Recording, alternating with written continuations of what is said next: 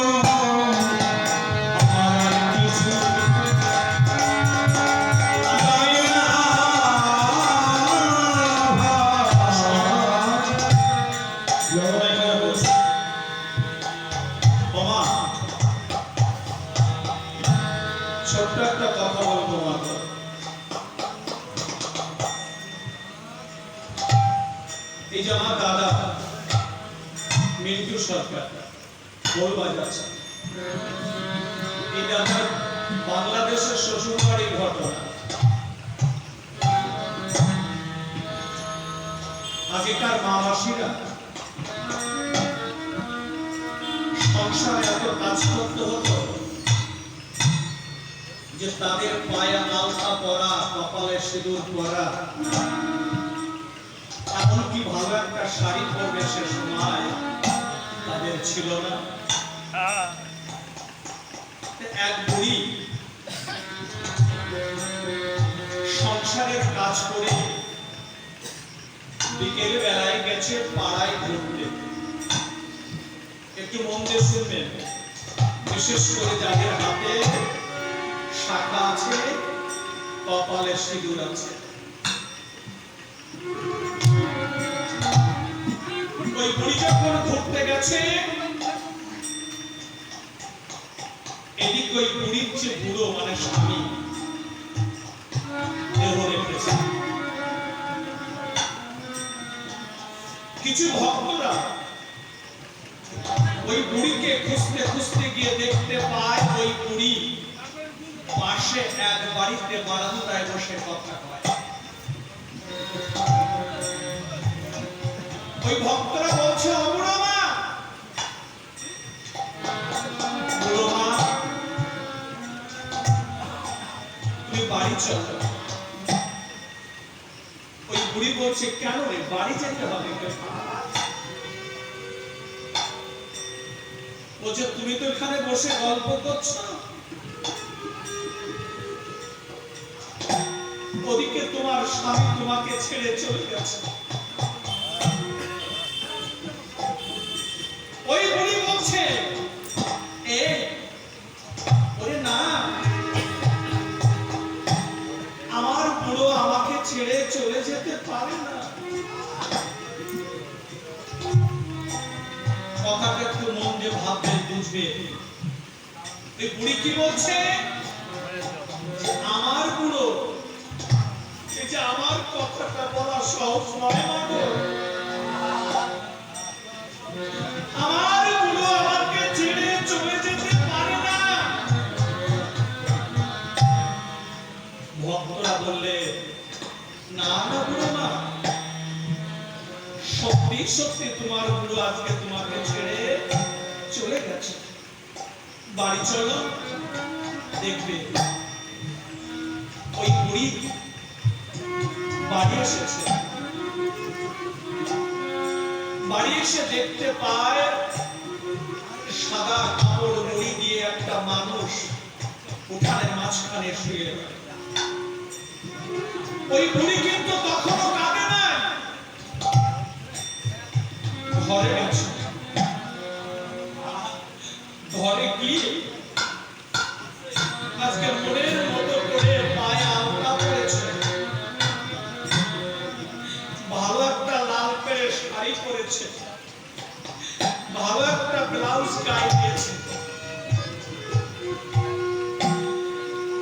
তারপরে সিঁদুরের কৌটাটা হাতে নিয়ে যখন আয়নার সামনে দাঁড়িয়েছে, এই স্মৃতিকে লক্ষ্য করে বলছে, ওই স্মৃতি, তুই জীবনে আর কোনদিন সিঁদুর পরতে পারবি না। জন্মের মতো সিঁদুর পরে নে, তুই আর কোনদিন এই সিঁদুর পরতে পারবি না। মনের মতো করে সিঁদুর পরেছে। সিঁদুর পরে যখন দরজা চৌকাঠ পার হয়েছে, ওই বুড়ি আর নিজেকে ধরে রাখতে পারে না, দৌড়ে এসে তার স্বামীকে বক্ষে জড়িয়ে ধরে বদনের পথ থেকে সাদা কাপড়টা সরিয়ে তার সারা জীবনের ভালোবাসা, সারা জীবনের শ্রদ্ধা, সারা জীবনের ভক্তি দুহাত দিয়ে তার বদনে হাত বুলিয়ে বলছে,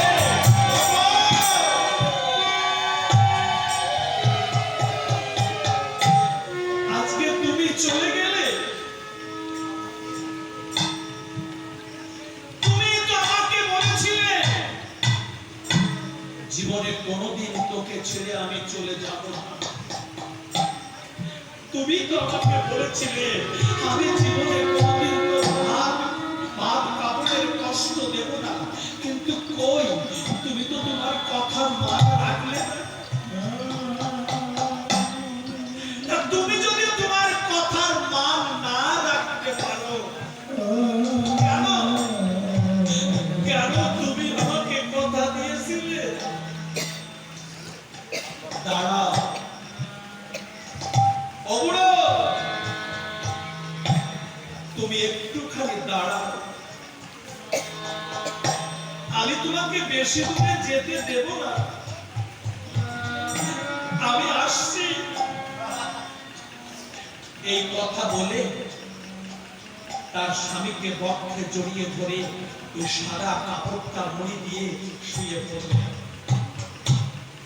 গ্রাম প্রতিবেশী যারা ছিলেন তারা দেখলে ওই বুড়ি শেষ নিঃশ্বাস ত্যাগ করেছে। কথাটা কেন বললাম জানো? এই যে আমার মা বসে আছে, ওমা, আমি তোকে একটা কথা বলে যাই, আজকে যদি আমার ঠাকুর সত্য হয়